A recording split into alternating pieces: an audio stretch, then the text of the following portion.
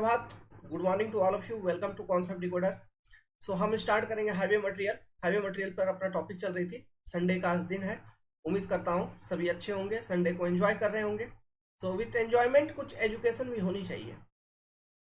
तो चालू करते हैं। तो टेस्ट ऑन रोड एग्रीगेट, इसके ऊपर इससे पहले वाले वीडियो क्लास में हमने क्रशिंग स्ट्रेंथ टेस्ट के बारे में डिस्कस कर लिया था। उस वक्त तबीयत हमारी ठीक नहीं लग रही थी, तो हमने बोला था नेक्स्ट क्लास में आगे कंटिन्यू करेंगे। So this is the session. So impact testing, crushing strength test के बाद जो टेस्ट आती है, it is your impact testing. ये देखिए, ये आपका एग्रीगेट है। इस एग्रीगेट के ऊपर हम इम्पैक्ट टेस्टिंग करते हैं। अब वो क्या है, कैसे है, सब समझेंगे। लेकिन एक चीज मैं बता देता हूँ। देखिए, जो पढ़ने का तरीका होता है वो ये है कि हम पहले टेस्ट को समझ लेंगे, उसके बाद मैं आपको नोट्स अवेलेबल कराऊंगा, आप उसको लिख लीजिएगा। टेस्ट को समझना जरूरी है, क्योंकि अगर टेस्ट को आप समझ जाएंगे जिस तरह से हम समझाएंगे आपको, तो उसके बाद क्या होगा ना, कि जितने भी इससे टेस्ट रिलेटेड डेटा है, नॉर्म्स है, प्रोसीड्यूर है, वो सब आपके दिमाग में घुस जाएगा। समझ गए? आपको बार बार किताब से थ्योरी, हाँ टेस्ट का प्रोसीड्यूर, दिस दैट, वो इन सब चीजों को रटने का, करने का कोई आवश्यकता जरूरत नहीं है। ठीक है? सो हम बेसिकली टेस्ट को समझ जाएंगे। तो देखिए, इम्पैक्ट टेस्टिंग हम करने चलते हैं एग्रीगेट के ऊपर। सो सबसे पहले तो एग्रीगेट का सैंपल साइज हमको चाहिए कि हम कौन से एग्रीगेट के ऊपर इम्पैक्ट टेस्टिंग करेंगे। तो ये देखिए, ये एग्रीगेट आपको दिख रहा है। तो ये एग्रीगेट कुछ ऐसा है जो कि 12.5 mm सीव, 12.5 mm सीव से पास करेगा, लेकिन 10 mm सीव के ऊपर रिटेन करेगा। मतलब आप यहाँ पे कुछ एग्रीगेट डाले, कुछ केजी ऑफ एग्रीगेट डाले। ठीक है, एग्रीगेट डाला आपने। अब इन एग्रीगेट्स में से कुछ एग्रीगेट पास कर गए इस 12.5 mm सीव को। ठीक है, और यहाँ पे रिटेन हो गए कुछ एग्रीगेट, और कुछ एग्रीगेट 10 mm से भी छोटे होंगे जो पास कर जाएंगे इधर। ठीक है, तो इस टेस्टिंग के लिए हमारा जो रिक्वायरमेंट है ना, वो इस रेंज का है। ये जो पिंक वाला रेंज बता रहा हूँ, तो ये पिंक वाला रेंज, सोचो एग्जाम में कभी कभी ये तो सीव का डिटेल तो पूछता है, I S sieve 12.5 mm and 10 mm। लेकिन कभी कभी साइज भी पूछ लेता है, size range of aggregate on which we conduct the testing. तो देखिए, 12.5 mm सीव है, मतलब उसका ओपनिंग है 12.5 mm, उससे कोई एग्रीगेट पास कर रहा है, मतलब वो 12.5 mm से छोटा है। कहने का मतलब वो 12.2 mm हो सकता है, 12 mm हो सकता है, 11 mm हो सकता है। ऐसा, यही बात है ना। सो जो साइज रेंज है यहाँ पे हम लेके चलते हैं राउंड फिगर में। Size range of aggregate is 12 to 10 mm, या फिर 10 टू 12 mm। ठीक है, 10 से 12 mm साइज रेंज का जो एग्रीगेट होता है, उस एग्रीगेट को इस्तेमाल की जाती है रोड में, और उसी के लिए ये टेस्टिंग की जाती है। क्लियर है बात? सेम था क्रशिंग स्ट्रेंथ टेस्ट में भी, सैंपल साइज सेम था। ठीक है, तो एग्रीगेट का सैंपल के बारे में आपको मालूम हो गया कि किस एग्रीगेट के ऊपर करेंगे। अच्छा, अब ये जो एग्रीगेट होती है ना, ये ड्राई कंडीशन में होती है। These are the dry condition, dry aggregate जो हम यूज करते हैं। ड्राई एग्रीगेट, ये नहीं कि आप एग्रीगेट को भिंगा के वेट करके, ऐसा ऐसा हम नहीं करते हैं। These are the dry aggregate, ये बात भी ध्यान रखो, छोटे छोटे फैक्ट है। ठीक है, अब देखिए मशीन का सेटअप क्या होता है, मशीन कैसे होता है। हम ASTM स्टैंडर्ड का मशीन यूज करते हैं, ये तो कोई दूसरा स्टैंडर्ड का है, लेकिन मशीन का डिजाइन इसी तरह से होता है। ठीक है, इस मशीन को समझना बहुत जरूरी है। ये मशीन क्या है? इस मशीन को कहते हैं इम्पैक्ट टेस्टिंग मशीन। मैं इसको सिंपली लिख देता हूँ ITM। ठीक है, ITM का मतलब क्या हो गया बच्चों? Impact testing machine. अब इसमें करते क्या है, देखिए यहाँ पे देखिए, एक व्यक्ति क्या कर रहा है, एक मोल्ड है, ये इस तरह का एक ब्लू कलर का मोल्ड है जिसमें एग्रीगेट को भरा है। देखो, वो कौन सा एग्रीगेट है? ये W1 kg ऑफ एग्रीगेट है। Let's suppose it is W1 kg of aggregate, जिसके ऊपर आपको इम्पैक्ट टेस्टिंग करनी है। It is that aggregate. ठीक है, अब ये जो मोल्ड है, ये यहां पर प्लेस किया जाएगा, इस लोकेशन पे। मतलब ये सेम चीज यहां पर प्लेस होगी। ये भी एक तरह का इम्पैक्ट टेस्टिंग मशीन ही है, उसका वो ये कलर अलग है, ये नीला है, यहाँ पे सिल्वर है। बाकी इसके ऊपर ये देख रहे हो, हैंडल देख रहे हो, लीवर, समझ में आ रहा है? तो हम क्या करते हैं,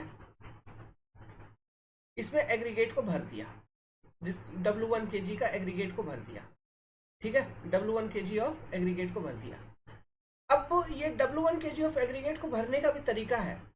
हम क्रशिंग स्ट्रेंथ टेस्ट के अंदर मोल्ड में जब एग्रीगेट को भरते थे तो कैसे भरते थे, एक जो भी ये सिलेंड्रिकल मेजर है, सिलेंड्रिकल स्पेस कंटेनर है, इसमें हम एक लेयर एग्रीगेट को भरे, फिर कॉम्पैक्शन किए, फिर दूसरा लेयर ऑफ एग्रीगेट भरे, फिर कॉम्पैक्शन किए यूजिंग द टैंपिंग रॉड, है ना। तो जनरली इन 3 लेयर्स हम एग्रीगेट को फिल करते थे।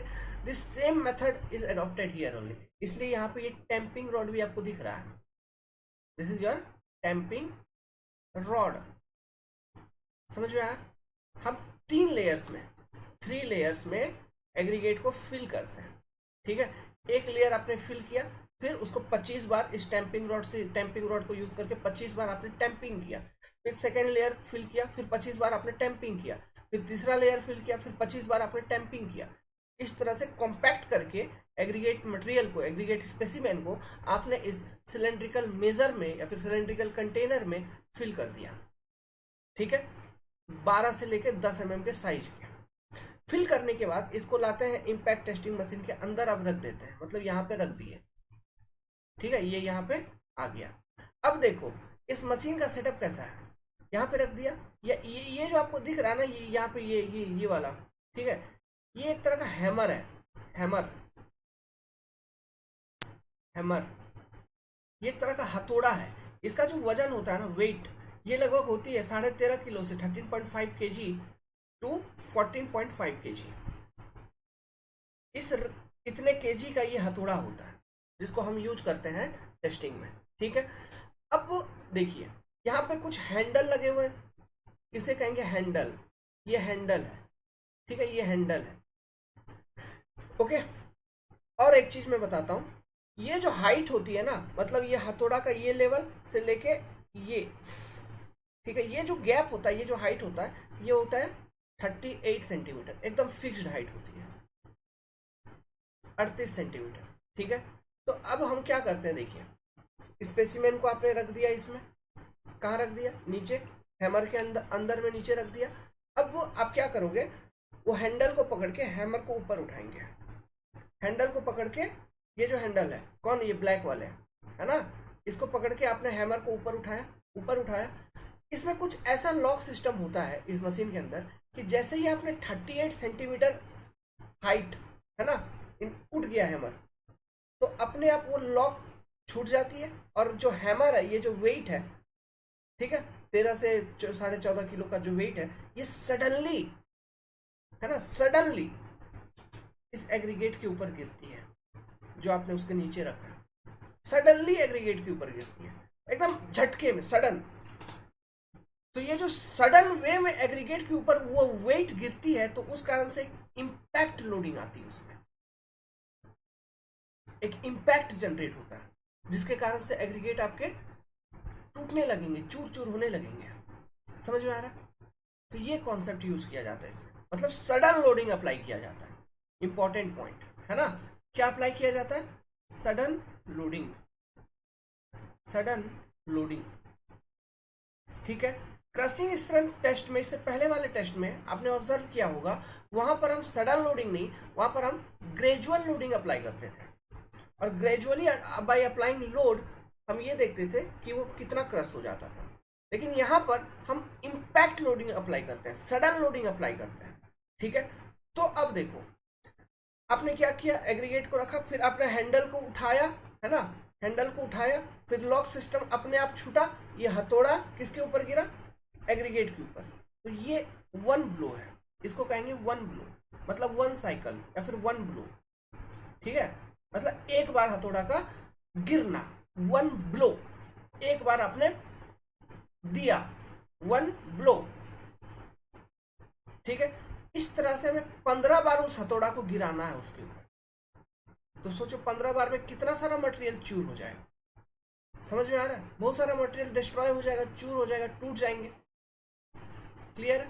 तो ये टोटल हम 15 नंबर ऑफ ब्लो अप्लाई करते हैं। तो after applying 15 number of blow, 15 blow, अब क्या करते हैं, इस मटेरियल को लिया, लेने के बाद अगेन जो जाली हम यूज किए थे इन calculation of aggregate crushing value, वही सेम सीप हम यूज करते हैं, मतलब 2.36 mm का जाली, 36 mm का जाली का इस्तेमाल किया जाता है, सीव का इस्तेमाल किया जाता है, उसके ऊपर टेस्टिंग के बाद वाली जो मटेरियल है इसको हम प्लेस करते हैं। तो इनमें से कुछ मटेरियल इसमें पास कर जाएगा 2.36 mm से, क्योंकि चूर हो गए, क्रश हो गए, तो कुछ छोटे हो गए होंगे ना 2.36 mm से, तो वो वेट कितना पास हुआ, let's suppose that is your W2 weight या फिर W2 kg, है ना। तो आपको दो डेटा आपको मिल गया, W2 W1 आपको तो पहले से मालूम था, है ना।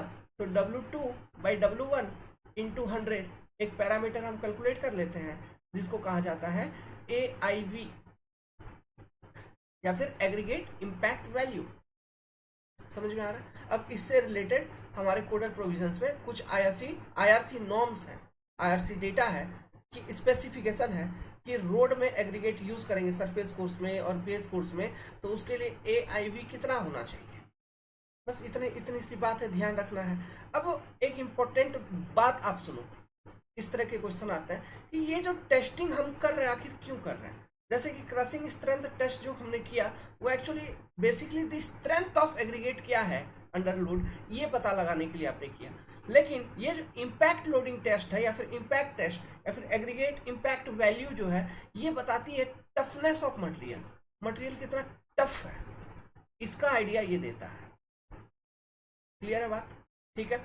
तो होप कि आपको ये टेस्ट प्रोसीड्यूर कंप्लीटली अंडरस्टैंड हो गई होगी, समझ में आ गया होगा। अब मैं आपको नोट्स दे देता हूं, ठीक है। अब हम नोट्स लिखेंगे। तो बहुत प्यार से मेहनत करके आप सबके लिए हमने पहले नोट्स लिखा, ठीक है, और उसको मोबाइल में स्कैन किए और फिर जाके यहाँ पे कंटेंट आप तक पहुँचा रहे हैं। एक्चुअली क्यों ऐसा करना पड़ा, देखिए मैंने ये ऑब्जर्व किया कि लिखने में ज़्यादा समय बर्बाद हो जाती है, तो मैंने सोचा कि आपको पहले समझा दूँ, अच्छे से समझ जाओगे तो सेम चीज़ आपके notes as a in notes form रहेगा तो वो ज़्यादा बेटर है, ठीक है। तो लिखिए, लिखना शुरू करिए। इम्पैक्ट टेस्ट हेडिंग डालिए, ब्रैकेट में लिखिए ये क्यों किया जाता है, to calculate the toughness of material, to know the idea of toughness of material. Important है, ये आपसे एग्जाम में पूछेंगे। Crushing test strength of material, impact test toughness of material, है ना, ऐसा। नेक्स्ट इसी में लिखिए sudden load is applied here, यहाँ पे किस तरह का लोडिंग को अप्लाई किया जाता है, सडन लोडिंग को अप्लाई किया जाता है। इससे पहले वाले मेथड में ग्रेजुअल लोडिंग को अप्लाई करते थे। फिर इस डायग्राम को बनाइए, ठीक है, यहाँ पे लिखिए ये डायग्राम, यहाँ लिखिए एग्रीगेट, एग्रीगेट मतलब टेस्ट एग्रीगेट, ठीक है, टेस्ट एग्रीगेट। नाउ ये आपका हैमर हो गया, यहाँ पे बगल में थोड़ा एक लीवर वाला सिस्टम बना दो, मतलब हैंडल भी बना दो, ठीक है। This are the handles, handle, okay. अब ये हैमर का वेट यहाँ पे लिखिए, हैमर और इसका weight of hammer approximately 13.5 to 14.5 kg, और ये जो है 38 सेंटीमीटर, ये क्या है, this is your height of fall, इसको कहते हैं हाइट ऑफ फॉल। क्लियर है, एग्जाम में क्वेश्चन आएगा, ये डायग्राम आपको बनाना है, ठीक है। सिंपल से डायग्राम, सब समझ में आ जाएगा, सब नंबर मिल जाएगा। This diagram you have to make, लिख लिया इतना, आगे लिखिए। नेक्स्ट पॉइंट कि जो एग्रीगेट का साइज हम यूज करते हैं वो हम ड्राई एग्रीगेट यूज करते हैं, ठीक है। एग्रीगेट साइज हेडिंग दीजिए, लिखिए dry aggregate 10 to 12 mm, dry aggregate 10 to 12 mm। अब यहाँ पे बगल में एक फोटो मैंने दिया है कि ये 12.5 mm का सीव और 10 mm का सीव आपने रखा, फिर सैंपल को सीव किया तो 12.5 से क्रॉस कर गया, लेकिन 10 के ऊपर रिटेन कर गया। तो इस रेंज में, इस बीच में जो सैंपल है उसका हम इस्तेमाल करते हैं, तो ये चीज़ हमने दिखाया है। क्लियर है, तो इसको लिख लीजिए।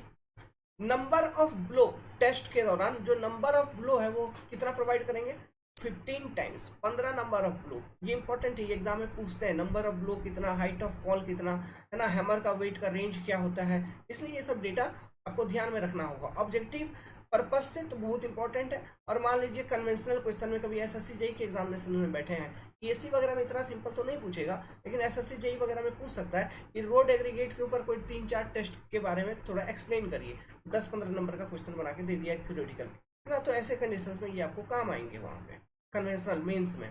है ना, इसलिए ये हमको लिखना बहुत जरूरी है।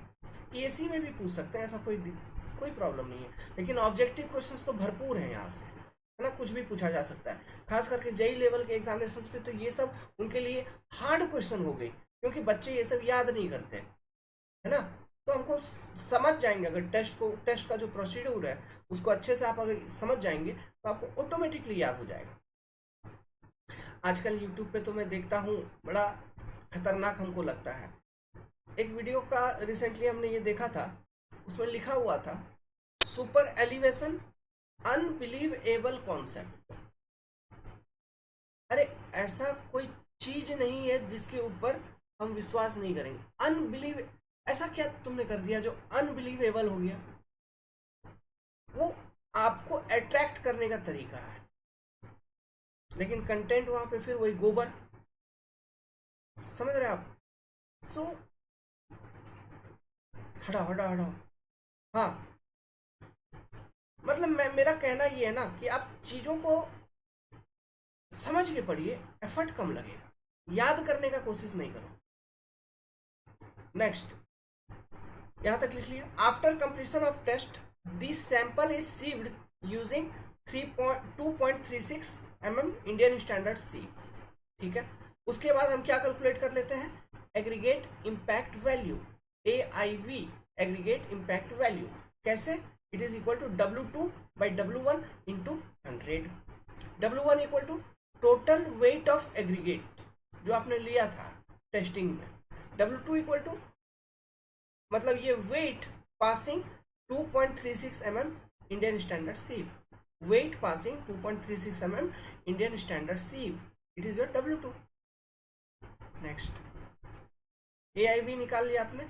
फिर AIV से रिलेटेड IRC का कुछ डेटा है। IRC नॉर्म्स तो बहुत इंपॉर्टेंट है, तो डायरेक्ट क्वेश्चन, आंख बंद करके क्वेश्चन है क्या, है ना। तो फॉर सरफेस कोर्स एग्रीगेट, जो टॉप लेयर में यूज करोगे रोड का, है ना, उसका AIV should not be more than 30%। For base coarse aggregate AIV should not be more than 35%। अच्छा, ये AIV का बात था। अब ACV का अगर बात करूं, याद दिलाऊं तो याद करो, ACV सरफेस कोर्स एग्रीगेट के लिए, SC के लिए, ये भी should not be greater than 30% था क्या? और बेस कोर्स एग्रीगेट के लिए, है ना, BC के लिए should not be greater than 45% था। यही था ना, 45% था ना शायद। हाँ भाई, मेरे को याद, 45%। ठीक है, तो ACV should not be greater than 45%। यहाँ पे ये याद करें, एक कंपैरिजन बता दिए ताकि याद करने का आपको तरीका मिल जाए। कंपेयर करके याद करते चलिए। जैसा ACV था वैसा ही AIV भी है। क्यों? AIV अगर ज्यादा, मतलब एग्रीगेट कमजोर, क्यों? वो क्रश हो जा रहे हैं, टूट जा रहे हैं, इसलिए तो वो परसेंटेज ज्यादा आएगा। क्लियर है? ठीक है, तो ये थी आपकी इम्पैक्ट टेस्टिंग।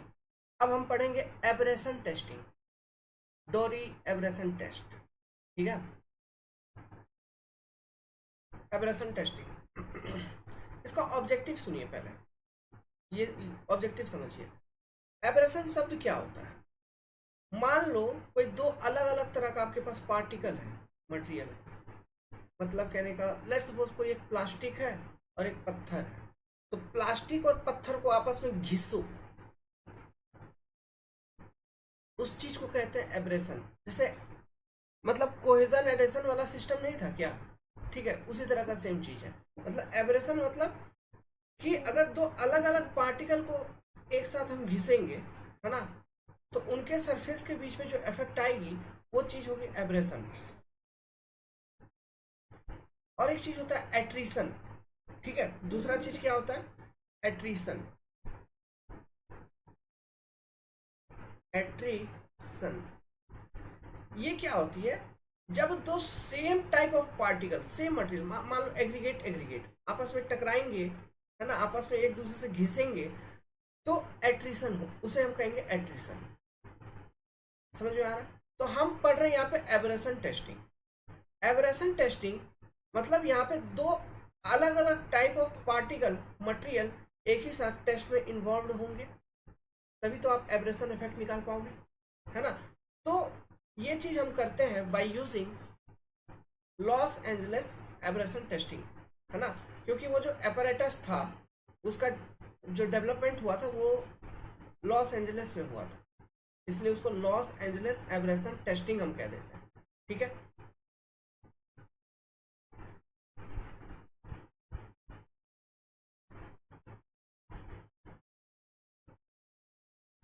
Abrasion testing. इसके अलावा भी हमारे पास और भी अलग अलग तरह के टेस्टिंग प्रोसीड्यूर हैं एब्रेशन टेस्टिंग के लिए, जैसे Dorry abrasion testing, Deval abrasion testing. तो रोड एग्रीगेट का अगर हम बात करें तो हम यहाँ पे लॉस एंजलिस एब्रेशन टेस्टिंग को करते हैं। ठीक है, हम इसी को देखेंगे। डोरी डोवेल के बारे में हमने बताया हुआ है बिल्डिंग मटेरियल में, आप उधर से देख लेना, वहाँ पे डिटेल में बताया हुआ है। ओके, यहाँ पे जरूरत नहीं है क्योंकि यहाँ हम रोड एग्रीगेट पढ़ रहे हैं। तो हमेशा ध्यान रखिएगा, रोड एग्रीगेट के लिए we always prefer to use Los Angeles abrasion testing. ठीक है, तो अब ये शब्द, दो शब्द के बीच में आपका कॉन्सेप्ट क्लियर हुआ कि एब्रेशन क्या है, एट्रिशन क्या है। एब्रेशन, इसको एक नोट बना के यहाँ पे लिख लीजिए एब्रेशन को, कि rubbing between two different type of, rubbing action between two different type of particle. Rubbing action, rubbing action between two different type of particle, different type of particles, इसे हम कहते हैं एब्रेशन। एट्रिशन मतलब लिख लीजिए, rubbing action between two same type of particle, जैसे कि aggregate aggregate, उसमें एग्जांपल लिख लो एग्रीगेट प्लास्टिक, है ना, मतलब एग्रीगेट प्लास्टिक के साथ घिस रहा है, और एट्रिशन में एग्रीगेट एग्रीगेट के साथ ही घिस रहा है। ठीक है, ये दो टर्म आपको क्लियर है अभी। और कौन सा टेस्ट सेटअप को यूज करेंगे, Los Angeles abrasion testing setup को यूज करेंगे। यहां तक ऑब्जेक्टिव क्लियर है टेस्टिंग से रिलेटेड। अब एक बात मैं आपसे पूछता हूं कि आखिर इस टेस्ट को हम कंडक्ट ही क्यों करेंगे, प्रैक्टिकल रियल लाइफ में जरूरत क्या है। तो देखिए, रोड आपने बनाया है तो रोड के ऊपर आपका व्हीकल्स चलता है, तो देखो व्हीकल्स का ना टायर आपके रोड के सरफेस के कांटेक्ट में रहती है, और रोड के सरफेस पे एग्रीगेट होता है सरफेस कोर्स के अंदर। अब टायर तो पत्थर तो नहीं है, वो तो अलग ही कोई मटेरियल का है, समझ में आ रहा है। उसी तरह से लकड़ी, मान लो बैलगाड़ी भी रोड पे चलती है तो उसका वुडन व्हील्स होता है। अलग अलग तरह के मटेरियल के कांटेक्ट में आपकी एग्रीगेट आ रही है। और देखो चलने का एक्शन देखो, मतलब गाड़ी चल रही है, लोड लगा रही है, तो साथ साथ मतलब क्या हो रहा है, मतलब एक तो टायर और रोड में जो एग्रीगेट है उनके बीच में कांटेक्ट के कारण एक रबिंग एक्शन हो रही है। दूसरा, जब ये टायर जब चलती है गाड़ी के ऊपर तो एक मटेरियल को फ्लो भी करवाती है एक साथ धीरे धीरे, तो जब फ्लो करवाती है तो अंदर ही अंदर वो जो जहाँ पे आपने वो बिटुमिनस कंक्रीट वगैरह यूज किया है उसमें जो एग्रीगेट होंगे वो एक दूसरे के कांटेक्ट में आएंगे और रबिंग होंगे उनके, तो उधर एट्रिशन हो रहा है, सरफेस पे एब्रेशन हो रहा है, समझ में आ रहा है, उधर एट्रिशन हो रहा है, सरफेस पे एब्रेशन हो रहा है। तो जब हम Los Angeles abrasion testing machine के अंदर, इस सेटअप के अंदर हम एग्रीगेट को डालेंगे तो यहाँ पर जो wear and tear of aggregate है वो हमें पता चलेगा ड्यू टू एब्रेशन ऑल्सो और एट्रिशन ऑल्सो। समझ में आ रहा है, मतलब प्रैक्टिकल सीन में क्या हो रहा है, जब गाड़ी चलेगा तो एब्रेशन इफेक्ट भी देखने को मिल रहा है, एट्रिशन इफेक्ट भी देखने को मिल रहा है। अब इन सब चीजों के कारण कुछ ना कुछ मटेरियल में टूट फूट, मतलब मटेरियल आपका टूट फूट जाएगा, वियर एंड टियर होगी, है ना। तो यही चीज पता लगाने के लिए हम ये एब्रेशन टेस्टिंग, इसका नाम दे दिया गया है एब्रेशन टेस्टिंग, हम कंडक्ट करते हैं Los Angeles abrasion testing apparatus setup के अंदर। तो ये जो Los Angeles abrasion testing apparatus setup है ये क्या बताता है, मटेरियल का wear and tear, wear and tear of material, of material. ठीक है, अब ये वियर एंड टियर को आप ऐसे भी एक, अगर कोई एक टर्म बताऊं, जैसा कि पहले बताया स्ट्रेंथ, फिर क्या बताया था हमने? टफनेस। नेक्स्ट इसके बारे में बताओ तो hardness of material, hardness of material, ठीक है। तो ये पता लगाने के लिए एक्चुअली इस टेस्ट को कंडक्ट किया जाता है। तो चलिए अब इस टेस्ट को कैसे कंडक्ट करते हैं एक बार उसका प्रोसीड्यूर को हम समझ लेते हैं। तो देखिए जो भी एग्रीगेट है आपका उस ये है आपका सबसे पहले तो लॉस एंजल्स, ठीक है, Los Angeles abrasion testing setup ये है। ये पूरा ये जो आपको यहाँ पे ड्रम दिख रहा है ना, ये पूरा सेटअप है। ये जो ड्रम होती है, ठीक है, let me change the colour.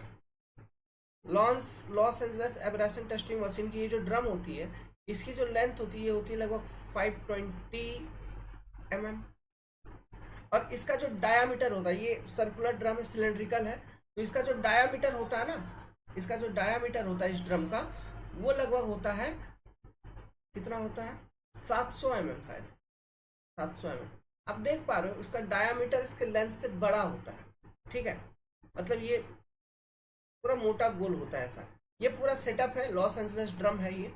अब देखिए इसमें क्या करते हैं, जो भी एग्रीगेट है जिसके ऊपर आपको टेस्टिंग करना है, हम उस एग्रीगेट को इस ड्रम में फिल कर देते हैं। मतलब ये देखिए कैप है, this is cap of this drum, है ना। इस कैप को ओपन किया, यहाँ पे आपको स्पेस दिख रहा है, इसके अंदर आपने एग्रीगेट को डाल दिया जिसके ऊपर टेस्टिंग करना है। Let suppose W1 kg of aggregate को आपने इसके अंदर डाल दिया, ठीक है।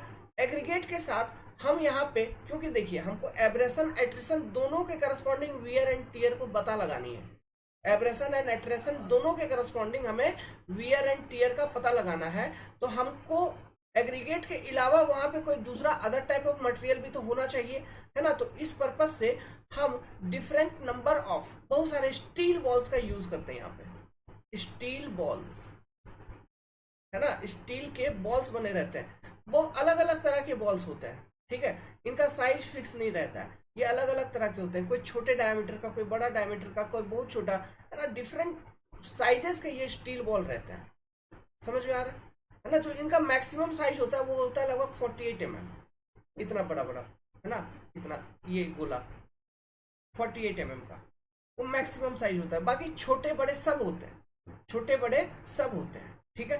हर एक तरह की स्टील बॉल्स होते हैं। सो किसी किसी किताब में आपको लिखा हुआ रहेगा कि steel ball of 40 mm size, 48 mm size, इतना वेट, है ना। ये कोई फिक्स स्टैंडर्ड नहीं है, आप डिफरेंट साइज ऑफ अलग अलग स्टील बॉल इसमें यूज कर सकते हैं, ठीक है। हमको बस अलग कोई मटेरियल यूज करना है तो हम यहाँ पे स्टील बॉल को प्रीफर करते हैं, ओके।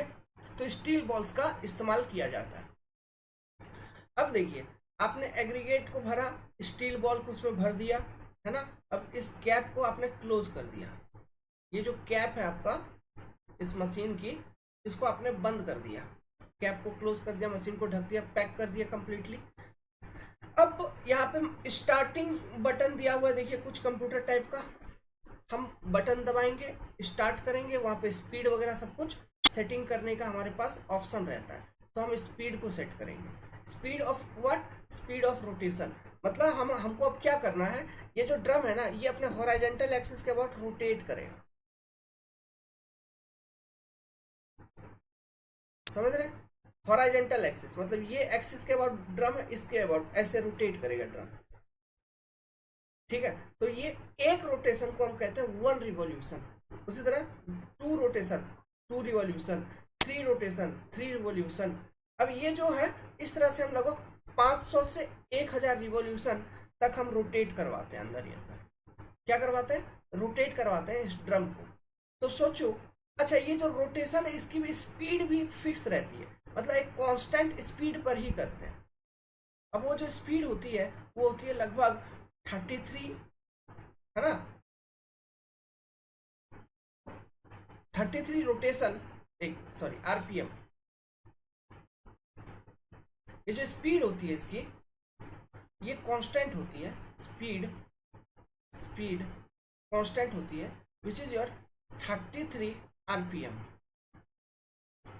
मतलब ये जो ड्रम है ये कुछ इस तरह से रोटेट करेगा कि 1 मिनट में अगर मैं बोलूं तो ये 33 रिवॉल्यूशन 1 मिनट में दे देगा। मतलब 1 मिनट में इसका 33 रोटेशंस हो जाएगा, है ना। तो लगभग ये कांस्टेंट स्पीड को हम मेंटेन करते हुए इसमें रिवॉल्यूशंस प्रोवाइड करते हैं। और इन एन एवरेज टोटल हम 500 से 1000 रिवॉल्यूशन करते हैं, या फिर 500 या फिर 1000, ठीक है। सो जनरली आजकल का जो लेटेस्ट ट्रेंड है उसमें 500 तक ही किया जाता है, 1000 तक नहीं किया जाता है, ठीक है। 500 तक ही हम 2018 वाले कोड के अकॉर्डिंग हम 500 तक ही मेंटेन रखते हैं इसमें। नाउ तो ये रिवॉल्यूशन आप इतना प्रोवाइड किए, तो इसके बाद हुआ क्या, आप ये सोचो। एग्रीगेट था, उसमें स्टील बॉल था, वो दोनों आपस में टकराएंगे अंदर ही अंदर, एग्रीगेट से टकराएगा अंदर ही अंदर, तो इसमें क्या होगा, वियर एंड टियर हो जाएगा, मटेरियल एक दूसरे से टकरा रहा है, सरफेस रब हो रहा है, चूर चार हो जाएगा, सब टूट फूट जाएंगे। समझ में आया, टूट फूट जाएंगे, मतलब जो शेप साइज का आपने वहां पे प्रोवाइड किया था अब वो नहीं रहेगा, वो टूट फूट जाएगा, ठीक है। तो आपका टेस्ट कंप्लीट होने के बाद, मतलब एक पर्टिकुलर स्पीड पे इतना रिवॉल्यूशन प्रोवाइड करने के बाद हम क्या करते हैं, अब स्टॉप कर देते हैं मशीन को, मशीन आपका स्टॉप हो गया। अब मशीन स्टॉप हो गया तो आपको अब क्या करना है, इस मटेरियल को निकालना है कि नहीं बाहर। तो इस मटेरियल को निकालने के लिए आप क्या करते हो, मतलब आप ड्रम का कैप, जैसे बोला कैप है, तो कैप को ओपन करके हम मटेरियल ऐसे निकालेंगे क्या, नहीं, ऐसे नहीं करते हम। ये जो ड्रम है, ये चूंकि ये रोटेट हो पा रही है हॉरिजॉन्टल एक्सिस के अबाउट, आप इसको रोटेट करेंगे, ठीक है। अब यहाँ पे नीचे में देखिए ये ट्रे है, एक ट्रे लगा हुआ रहता है, ट्रे, ठीक है। रोटेट करेंगे, फिर इस कैप को ओपन कर देंगे, तो सारा का सारा जितना भी सारा मटेरियल है उस ट्रे में आ जाएगा, सारा मटेरियल उस ट्रे में आ जाएगा, ठीक है। तो वो जो ट्रे में आपका मटेरियल आ गया, अब उस मटेरियल को हम लेके जाएंगे, सीव करेंगे, है ना। अब जो सीव करेंगे, यहाँ पे जाली का साइज हम कुछ अलग यूज करते हैं, यहाँ पे हम 1.7 mm इंडियन स्टैंडर्ड सीव का यूज करते हैं, मतलब उससे छोटा। क्यों, क्योंकि देखिए इस अभी ये एक्शन में आपका मटेरियल ना पाउडर हो जाता है, मतलब अंदर से ना धुआं हो जाता है, चूर चार डस्ट हो जाती है पूरा, ठीक है। तो ये एक रीजन ये भी है कि चूंकि ये डस्ट बन जा रही है अंदर ही अंदर, तो ऐसा बिल्कुल कभी नहीं करना कि टेस्ट तुरंत कंप्लीट किया और जल्दबाजी में तुरंत ड्रम को खोल दिया, उसका टॉप मतलब कवर ओपन कर दिया आपने, लिफ्ट कर दिया, तो सारा का सारा डस्ट तुम्हारे शकल के ऊपर, ठीक है। तो तुरंत ओपन नहीं करना है इसको, थोड़ा टाइम छोड़ दीजिए, क्योंकि अंदर चूंकि वो डस्ट हो गई है, धूल धूल हो गई है, वो सेटल करेगा, थमेगा, रुकेगा, सेटल करेगा, जमा होगा एक जगह, फिर ड्रम को धीरे धीरे घुमाओ नीचे, है ना। ट्रे लगी हुई है, कैप ओपन करिए, ट्रे में सारा मटेरियल आ जाएगा, मटेरियल को लेके जाइए अच्छे से, जाली के ऊपर डाल दीजिए, कौन सा 1.7 mm इंडियन स्टैंडर्ड सीव, इसके ऊपर सीव एनालिसिस करिए। सीव एनालिसिस करने के बाद आप ये पता लगाइए कि 1.7 mm से कितने पास कर गए, तो वो मान लो W2 kg ऑफ वेट, है ना, ये पास कर गया। सो देखिए W1 kg डाला था, टेस्ट को कंडक्ट किया, W2 kg आपका आउटपुट निकला बाहर 1.7 mm इंडियन स्टैंडर्ड सीव से। तो अब यहाँ क्या निकल जाएगा, एब्रेशन वैल्यू। उसके बाद हम एक फैक्टर निकालते हैं यहाँ पे AV, एब्रेशन वैल्यू, या फिर आप इसको AAV भी कह सकते हो, एग्रीगेट एब्रेशन वैल्यू। समझ में आ रहा है। अब ये कैसे निकालेंगे, बड़ा सिंपल, आप तो अभी तक जान ही रहे हो फॉर्मूला क्या है, सिस्टम क्या है, W2/W1 × 100। फिर इससे रिलेटेड भी हमारे पास कोडल प्रोविजंस है, क्लियर है। So this is your abrasion testing. मजा आ रहा है, अच्छा लग रहा है। तो ये बेसिक वे है, इसमें टेस्ट करते हैं। Again dry aggregate are used here also. कुछ बातें यहाँ पे मैंने इंपॉर्टेंट बोला, जैसे एब्रेशन एट्रिशन को ध्यान रखना। ये चीज ध्यान रखना कि लॉस एंजलिस टेस्टिंग मशीन के अंदर एब्रेशन और एट्रिशन दोनों हो रही है। यहाँ पे एब्रेशन एट्रिशन दोनों चीज हो रही है ना। डोरी एब्रेशन टेस्टिंग में शायद हम स्टील बॉल का यूज नहीं करते हैं, तो वहां पे केवल एब्रेशन होगी, सॉरी वहां पे केवल एट्रिशन होगी, एब्रेशन नहीं होगी। जहां पे स्टील बॉल का यूज करेंगे वहीं पर आपका एब्रेशन और एट्रिशन दोनों देखने को मिलेगा, क्योंकि कोई जरूरी तो नहीं है ना कि स्टील बॉल केवल एग्रीगेट से ही टकरा रहा है। अरे उसमें जब घुमा रहे हो उसमें कुछ भी हो सकता है, एग्रीगेट भी कभी एग्रीगेट से टकरा रहा होगा। तो वो रोड का एकदम रियल लाइफ वाला कंडीशन डेवलप कर रही है कि जब गाड़ी चल रहा है, एक तो पहिया और रोड सरफेस के एग्रीगेट के बीच में एक कॉन्टैक्ट है, दो अलग अलग मटेरियल के बीच में कॉन्टैक्ट है, फिर वो एक मास फ्लो होगी इन direction of movement of the vehicle, जिस कारण से अंदर सरफेस में जो एग्रीगेट्स आपने प्रोवाइड किया है उनका एक फ्लो होगा, तो वो एक दूसरे के कांटेक्ट में आएंगे अंदर ही अंदर। एट्रिशन की कंडीशन उधर बन रही है नीचे, उस कारण से भी वियर एंड टियर होगा रोड मटेरियल का, एग्रीगेट्स का, है ना। तो वो दोनों चीज यहाँ पे आपको देखने को मिलता है। क्लियर है? ओके, तो अब नोट्स बना लेंगे। होप कि आपने ये समझ लिया। समझने के बाद देखिए अब नोट्स बनाना बहुत इजी होगा। तो हेडिंग बनाइए एब्रेशन टेस्टिंग, ठीक है। अगेन बहुत प्यार से आप तक नोट्स हम लेके आ रहे हैं, ठीक है, बहुत प्यार से, वेरी लवली नोट्स। तो एब्रेशन टेस्टिंग, तो ये क्यों किया जाता है? Wear and tear of aggregate को पता लगाने के लिए, या फिर और हार्डनेस ऑफ एग्रीगेट।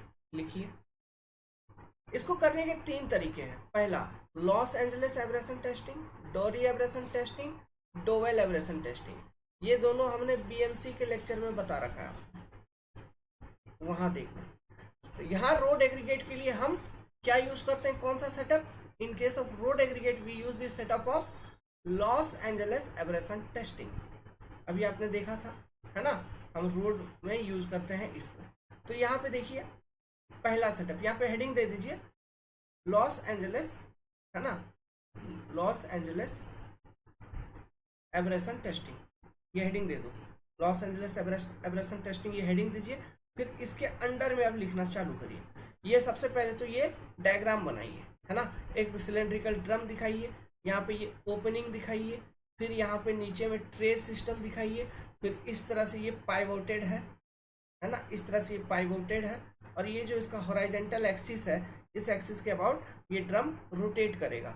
इसका डायमीटर होता है लगभग 700 mm, इसकी जो लेंथ होती है वो लगभग होती है 520 mm इस ड्रम की, मतलब इसका diameter is greater than length. ये नहीं पूछेगा, लेकिन हो सकता है कोई बहुत गंदी एग्जाम में पूछ लिया जाए। अब इस टेस्टिंग में हम आयरन बॉल्स का इस्तेमाल करते हैं, ठीक है, आयरन बॉल्स या फिर स्टील बॉल्स का इस्तेमाल करते हैं इस टेस्टिंग में, ठीक है। एक चीज देखा गया है कि ये अगर आयरन बॉल्स ऐसे होते हैं, अगर इनका डायमीटर 48 mm है, ठीक है, तो इनकी जो वेट होती है वो होती है लगभग 340 से 445 ग्राम के बीच का। ओके, ये एक फैक्ट है, इसको लिखना है तो लिख लीजिए, फैक्ट है।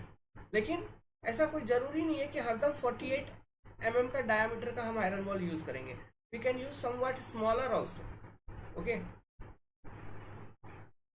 नेक्स्ट, लिख लिया वहां तक? हो, उम्मीद करता हूं। आगे लिखिए, दिस सिलेंडर इज, उतना लिखने के बाद, उतना करने के बाद आगे, this cylinder is rotated at speed of 30 to 33 rotation, है ना।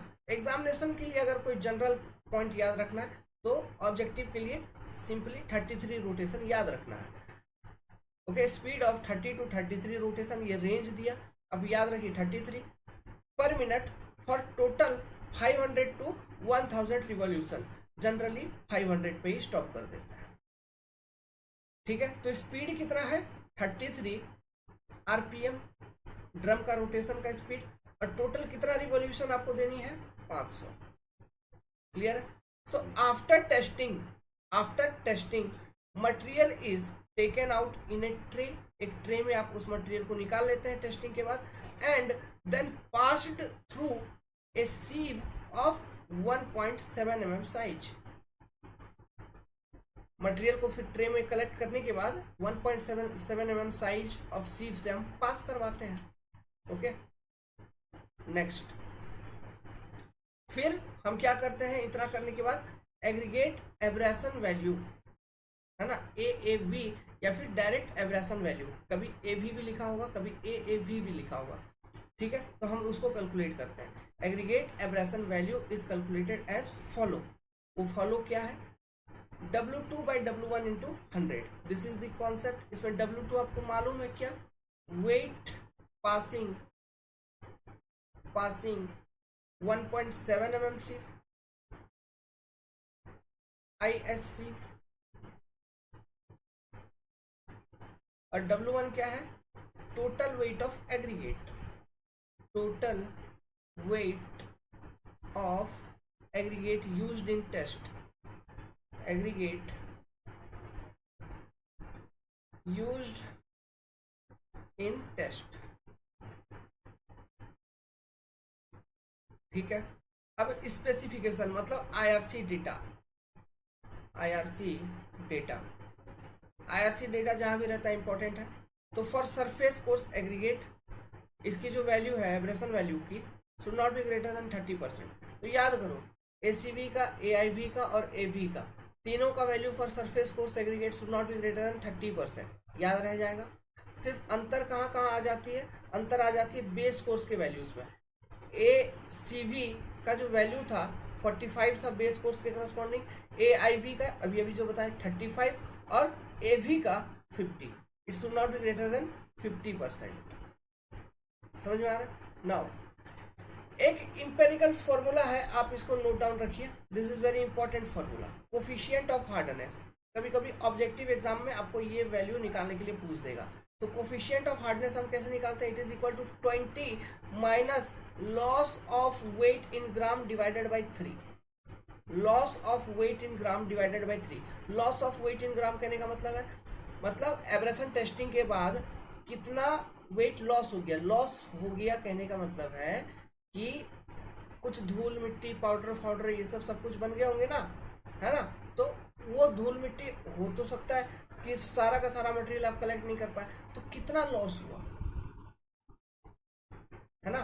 वो जो डिफरेंस आएगी उसे हम कहेंगे ये, मतलब लॉस ऑफ वेट इन ग्राम, तो वो निकालनी है। मतलब including the dust particle also, सबको हम इसमें मेजर करते हैं। ओके, नेक्स्ट ये हो गया। अब हम क्या निकालेंगे,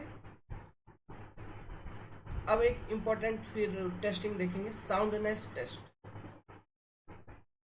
अच्छा, मैं ये सोच रहा था कि इस वीडियो को यहीं पे एंड करता हूँ, ठीक है। आप सबका रेस्पॉन्स जानना चाहते हैं, ये मेथड आपको पसंद आई, क्योंकि इसी पूरे मेथड में, सेटअप में मैं हाईवे मटेरियल आपका उसका क्लासेस लूँगा।